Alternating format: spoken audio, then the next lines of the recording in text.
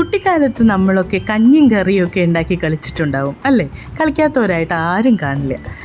അങ്ങനെ തന്നെയാണ് ഇപ്പോഴും നമ്മുടെ അടുക്കളയിൽ നല്ലൊരു കറി, നമുക്ക് ഒത്തിരി ഇഷ്ടമുള്ളൊരു കറി ഉണ്ടാക്കുമ്പോൾ അങ്ങനൊരു മനസ്സാണ് എനിക്ക് കേട്ടോ.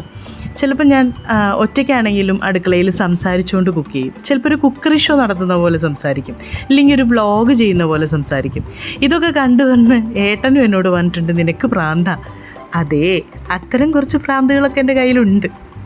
ഹായ്, ഞാൻ അശ്വതി. എല്ലാവർക്കും ഡി ഫാമിലിയിലേക്ക് സ്വാഗതം. ഇന്ന് നമുക്കൊന്നിച്ച് എൻ്റെ അടുക്കളയിൽ ഒരു കറിയും ചോറും ഒക്കെ കുക്ക് ചെയ്താലോ? ഇത് ചെയ്തുകൊണ്ടിരിക്കുമ്പോൾ ഞാൻ നിങ്ങളോട് പറയുന്ന പോലെ തന്നെ അവതരിപ്പിച്ചുകൊണ്ട് തന്നെയാണ് ചെയ്തത് കേട്ടോ. പക്ഷേ ഓൺ വോയിസ് കൊടുത്ത് സംസാരിക്കുമ്പോഴാണ് കുറച്ചുകൂടെ ക്ലാരിറ്റി ഉള്ളതെന്ന് തോന്നി. അതുകൊണ്ട് ഞാനത് മ്യൂട്ട് ചെയ്ത് രണ്ടാമതും സൗണ്ട് കൊടുത്തു. മാമ്പഴക്കാലത്ത് മാത്രം നമുക്ക് ചെയ്യാൻ പറ്റുന്ന ഒന്നാണ് മാമ്പഴ പുളിശ്ശേരി കറി. ഇല്ല, മാമ്പഴ പുളിശ്ശേരി കറി എന്നൊക്കെ സിനിമയിലും സീരിയലിലും ഒക്കെ ആയിട്ട് കേട്ടതാണ്. അല്ലാതെ ഞങ്ങളുടെ നാട്ടിലേക്ക് പഴയ പഴമാങ്ങക്കറി എന്നാണ്. അതെ, ഇന്ന് പഴമാങ്ങക്കറി ഉണ്ടാക്കാമെന്ന് തന്നെ വിചാരിച്ചു. കുറച്ച് മാമ്പഴം കിട്ടിയിട്ടുണ്ടായിരുന്നു. നല്ല നാടൻ മാങ്ങ തന്നെയായിരുന്നു, നല്ല മധുരമുള്ള മാങ്ങയായിരുന്നു. അപ്പോൾ നമ്മൾ കണി വെച്ചിരുന്ന കണിവെള്ളരിയും ബാക്കിയുണ്ടായിരുന്നു. വേറെ എന്തെങ്കിലും കറി വെക്കാമെന്നോർത്ത് മാറ്റി വെച്ചതായിരുന്നു. എന്നാൽ അതും കൂടെ ഇട്ടിട്ട് നല്ലൊരു പഴമാങ്ങക്കറി ഉണ്ടാക്കാമെന്ന് ഓർത്തു. എനിക്ക് ഒരുപാട് ക്യാമറ ടെക്നിക്സ് ഒന്നും അറിയില്ല കേട്ടോ. ജസ്റ്റ് എനിക്കറിയാവുന്ന രീതിയിലാണ് ഞാൻ എപ്പോഴും ഷൂട്ട് ചെയ്യാറ്. ഞാനൊന്ന് ട്രൈ ചെയ്ത് നോക്കിയതാണ്, ചീറ്റിപ്പോയി. പലപ്പോഴും പല ശ്രമവും അങ്ങനെ തന്നെയല്ലേ അല്ലേ? ഒരുപാട് പരിശ്രമിച്ചാലായിരിക്കും ചിലപ്പം ശരിയായി കിട്ടുക. ആദ്യമൊക്കെ തോറ്റു പോകും. എങ്കിലും റെഡിയാക്കി എടുക്കാം, തുടക്കമല്ലേ? പഴമാങ്ങക്കറി ആദ്യം കഴിച്ചിട്ടുള്ളത് പൂരത്തിന്, കോട്ടയ്ക്ക് പൂരത്തിന് വാര്യത്ത് സദ്യയ്ക്ക് വിളമ്പിയിട്ടാണ് കേട്ടോ. അന്നൊക്കെ മാങ്ങയുടെ ആ കറിയുള്ള ദിവസം പ്രത്യേകം നോട്ട് ചെയ്ത് പോയി കഴിക്കാറുണ്ട്. മിക്കപ്പോഴും അത് ഉത്സവം പൂരമൊക്കെ നമ്മുടെ അവധികാലങ്ങളിലായതുകൊണ്ടും തന്നെ എല്ലാ ദിവസവും മുടങ്ങാതെ പോയി തിന്നുക എന്നുള്ളത് അന്നത്തെ വല്ലാത്തൊരു ഹോബിയായിരുന്നു. ഈ കറിയൊക്കെ സീസണല്ലേ അല്ലേ? ഓരോ സീസണിൽ മാത്രം നമുക്ക് ഉണ്ടാക്കാൻ പറ്റുന്ന കറികളാണ്.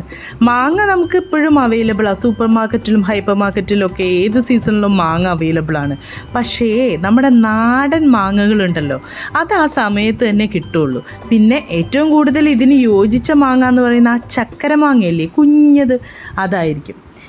എന്തും ചെയ്യുന്നതിൻ്റെ മുന്നേ എൻ്റെ പ്രധാന കാര്യം എന്ന് പറയുന്നത് കത്തി അണച്ചെടുക്കലാണ് കേട്ടോ. കത്തി നല്ല മൂർച്ചയില്ലെങ്കിൽ എനിക്ക് കട്ട് ചെയ്യാൻ തന്നെയുള്ള ആ ഇഷ്ടം തന്നെ അങ്ങ് പോയി കിട്ടും. അതുകൊണ്ട് കത്തിയൊക്കെ അണച്ച് ഒരുക്കിയിട്ടാണ് കട്ട് ചെയ്യാനുള്ള പരിപാടിയിലേക്ക് പോവുക. എൻ്റെ വീട്ടിൽ വരുമ്പോൾ അച്ഛൻ എപ്പോഴും കണ്ടിട്ട് പറയും, ഈ ബ്ലേഡ് പോലെയുള്ള കത്തി ഉപയോഗിക്കുന്നത് കാണുമ്പോൾ അച്ഛനൊരു ടെൻഷനാണ്. അച്ഛൻ എപ്പോഴും ചോദിക്കും, എന്തിനാ ഇത്ര മൂർച്ചയാക്കുന്നതെന്ന്. പക്ഷേ കത്തിയൊക്കെ ഉപയോഗിച്ച് അടുക്കളയിൽ പണിയുന്നവർക്ക് അതിൻ്റെ അതൊട്ടും മൂർച്ചയില്ലെങ്കിലുള്ള ബുദ്ധിമുട്ട് മനസ്സിലാവുള്ളൂ അല്ലേ?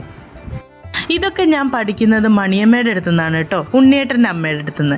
അമ്മ ഒരുക്കി വെച്ചിരിക്കുന്നതൊക്കെ കാണാനൊരു പ്രത്യേക ഭംഗിയാണ്. എല്ലാ കഷ്ണവും ഇങ്ങനെ ഒരുപോലെ നല്ല സൈസൊക്കെ ഒരുപോലെ ആയിട്ട് നല്ല ഭംഗിയാണ് അത് കാണാൻ.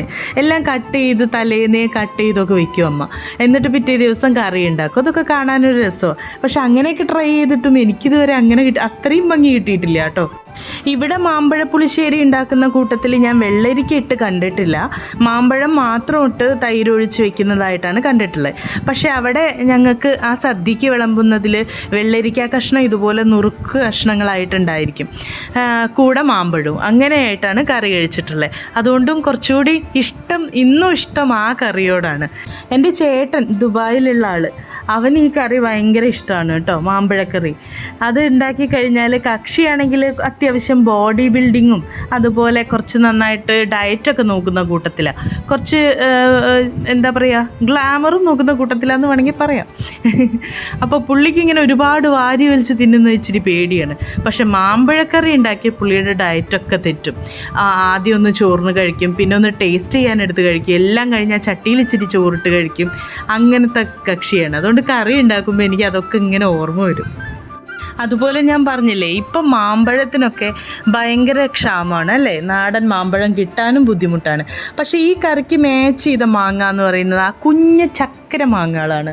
ആ കുഞ്ഞത് നാടൻ മാങ്ങയില്ലേ, അതാണ് ഏറ്റവും യോജിച്ചത് മാമ്പഴക്കറി ഉണ്ടാക്കാൻ. എന്നാൽ അതിപ്പോൾ കിട്ടണേ ഇല്ല. മാർക്കറ്റിലും ചന്തയിലൊക്കെ ചന്ത ദിവസം ചിലപ്പോൾ കാണുമായിരിക്കും. പക്ഷേ എനിക്കിവിടെ വന്നിട്ടത് കിട്ടിയിട്ടേ ഇല്ല. എന്നാൽ ഇതൊക്കെ സുലഭമായി കിട്ടിയിരുന്നൊരു കാലം ഉണ്ടായിരുന്നു. എൻ്റെ അമ്മയുടെ വീട്, അത് ഞാൻ മറക്കില്ല. അത് ഇനി എത്ര വയസ്സായാലും പ്രായമായാലും ആ കുട്ടിക്കാലം മറക്കാൻ പറ്റില്ല. അവിടെ ചെന്ന് കഴിഞ്ഞാൽ അവിടെ ഇല്ലാത്ത തരത്തിലുള്ള മാങ്ങയില്ല.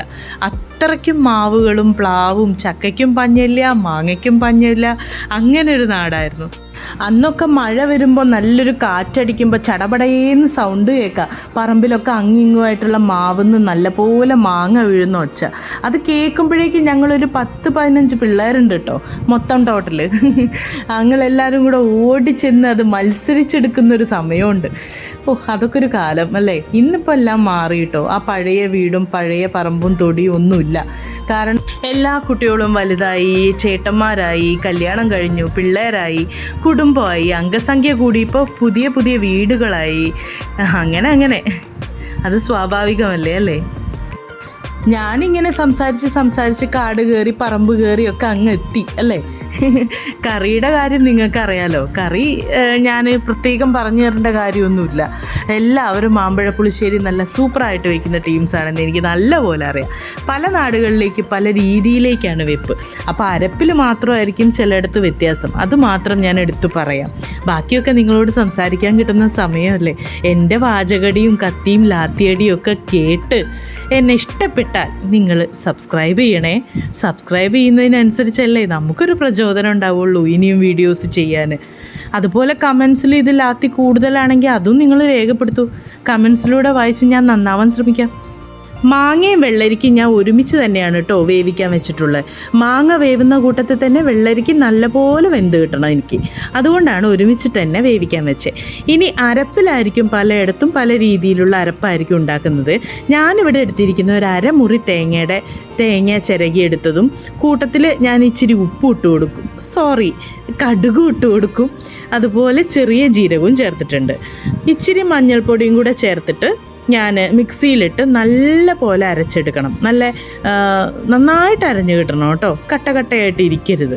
നല്ല പോലെ അരച്ചെടുത്തിട്ട് ആ അരപ്പ് നമ്മുടെ വെള്ളമൊക്കെ ഒന്ന് വറ്റി വരുന്ന സമയത്ത് മാങ്ങയിലേക്ക് ചേർത്ത് യോജിപ്പിച്ച് കുറച്ച് നേരം തിളയ്ക്കാൻ വിടണം. അരപ്പ് ചേർത്തിട്ട് കുറച്ച് നേരം തിളച്ച് അരപ്പൊന്ന് വെന്ത് വരുമ്പോൾ ശരിക്കും ആ മണം മാറുന്നതായിട്ട് നമുക്ക് ശരിക്കും അറിയാൻ പറ്റും കേട്ടോ. അതിനു വേണ്ടിയാണ് കുറച്ച് നേരം തിളപ്പിക്കണം എന്ന് പറയുന്നത്. അങ്ങനെ ഞാൻ എൻ്റെ അരപ്പൊക്കെ ചേർത്ത് മിക്സ് ചെയ്ത് അങ്ങനെ വെച്ചു. ഇത്തവണ നാട്ടിൽ നിൽക്കാൻ പോയപ്പോൾ അമ്മ ഉണ്ടാക്കി തന്നിരുന്നു കേട്ടോ മാമ്പഴക്കറി. എന്നാലും കൊതി തീരില്ല അല്ലേ. ഞാനൊരു സംഭവം കൊതിച്ചാണ് കേട്ടോ. ഈ സൗണ്ട് കൊടുക്കുന്ന സമയത്ത് എൻ്റെ പീക്കിരി എൻ്റെ അടുത്ത് കിടക്കുന്നുണ്ടേ ആദിക്കുട്ടൻ.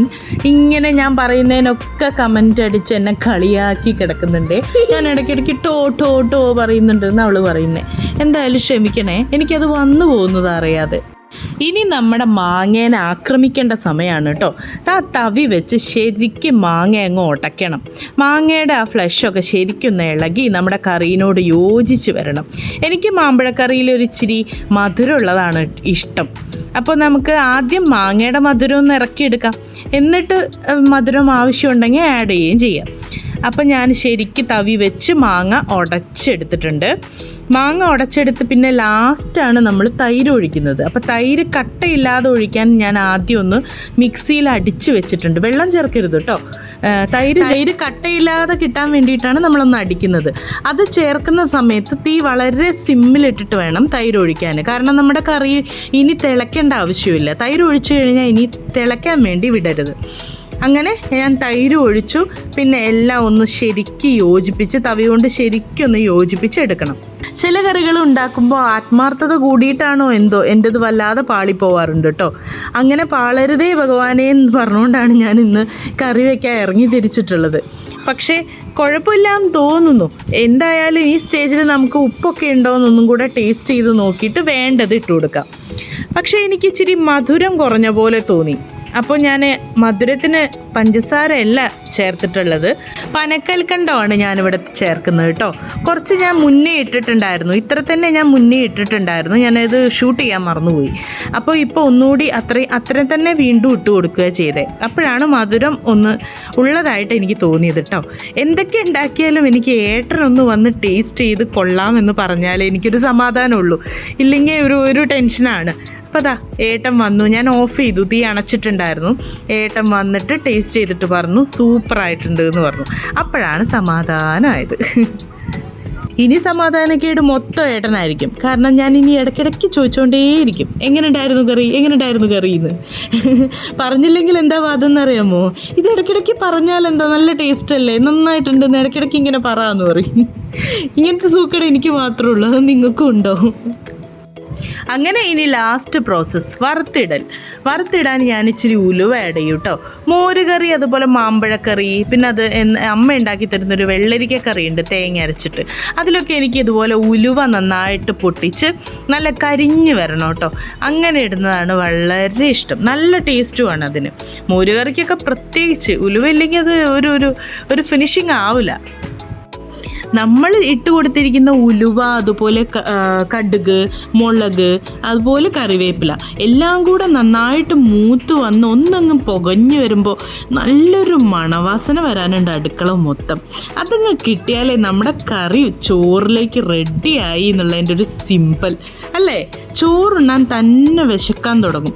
ചിലപ്പം വേറെ കറികളൊന്നും റെഡിയായി ഉണ്ടാവില്ല, പക്ഷേ വിശപ്പ് ഇങ്ങനെ ഉള്ളിൽ നിന്ന് വരാൻ തുടങ്ങും ഈ മണം കൊണ്ട്. കറി ആയപ്പോൾ പിന്നെ വിശക്കുന്നു എന്ന് പറഞ്ഞ് പിന്നെ കഴിക്കാനും വിളമ്പാനും ഉള്ള തിടുക്കമായി. അങ്ങനെ പിന്നെ വിളമ്പലൊക്കെ പെട്ടെന്ന് തന്നെ തീർത്ത് കഴിക്കുന്നതിൻ്റെ ഷൂട്ട് ചെയ്യാം എന്ന് വിചാരിച്ചു. അങ്ങനെ ഇന്ന് എൻ്റെ കൂടെ അടുക്കളയിൽ നിന്ന് എന്നെപ്പോലെ എൻ്റെ വാചകടി എല്ലാം കേട്ട് ക്ഷമയോടെ ഈ കറി ഉണ്ടാക്കുന്നത് കണ്ട നിങ്ങൾക്ക് എല്ലാവർക്കും ഒരുപാട് മനസ്സ് നിറഞ്ഞ് നന്ദി പറയുന്നു. ഈ വീഡിയോ കണ്ടിട്ട് ഇഷ്ടപ്പെട്ടിട്ടുണ്ടെങ്കിൽ ലൈക്ക് അടിക്കണം, ഷെയർ ചെയ്യണം, സബ്സ്ക്രൈബ് ചെയ്യണം. കൂട്ടത്തിൽ എൻ്റെ വാചകമടി ഓവറാണെങ്കിലും എന്ത് കുറ്റമുണ്ടെങ്കിലും അത് കമൻസിൽ നിങ്ങൾ എനിക്ക് എന്നോട് പറഞ്ഞു തരണം. എന്നല്ലേ എനിക്ക് മാറ്റങ്ങളൊക്കെ വരുത്താൻ പറ്റുള്ളൂ. ചോറെല്ലാം വിളമ്പി. ഇന്ന് ചോറുണ്ട്, മാമ്പഴക്കറിയുണ്ട്, കൂടെ ചെറുപയർ തോരനും ഒരു മുട്ട ചിക്കിയതും ഉണ്ട്. പിന്നെ രസം ഞങ്ങൾക്ക് നിർബന്ധം കേട്ടോ. മിക്ക ദിവസവും രസവും കാണും. അങ്ങനെ എല്ലാം കൂടെ കൂട്ടി ഞാനും ഉണ്ണിയേട്ടനും ആദിക്കുട്ടനും ഇരുന്ന് ഉച്ചയൂണ് കഴിച്ചു. ബൈ.